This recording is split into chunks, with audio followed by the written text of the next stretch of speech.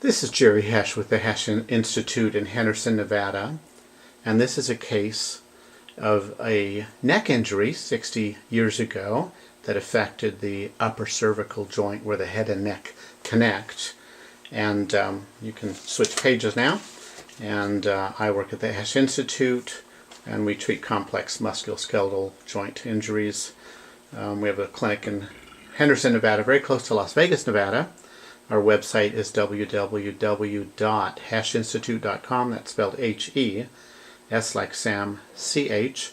And there's some YouTube links, some interesting cases, and lots of information on the website. So Don Phillips is going to tell us about his father.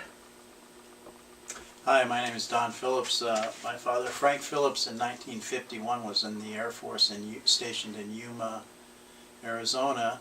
And every day when they would get off work, they would go to the river.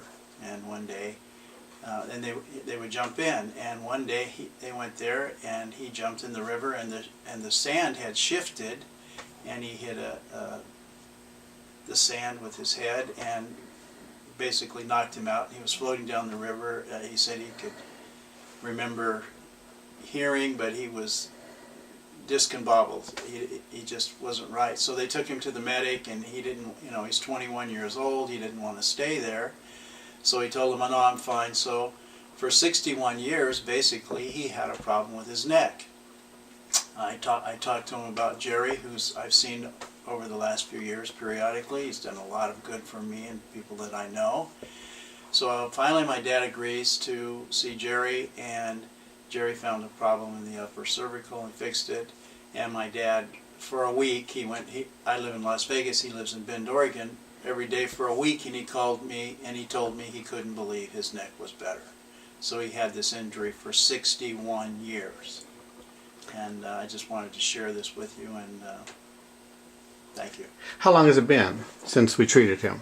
It's been 6 months. Yeah. Yeah, and he's still fine. He can't get over it, But I mean, I could imagine 61 years dealing with something like that, and then all of a sudden it's gone.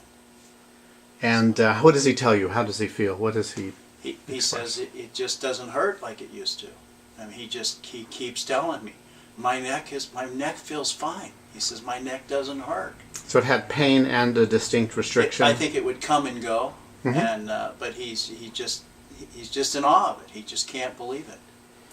And how long did it take us to treat him when he was on the table? Maybe 10 minutes.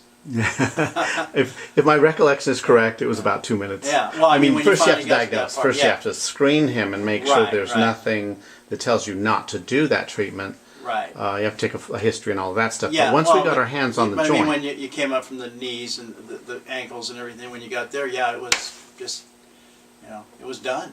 Yeah. So. And good point you bring up is that we do screen the whole body, because someone can have, let's just say arbitrarily, a twist that's treatable, that's an abnormal twist for his body type, his individual body type.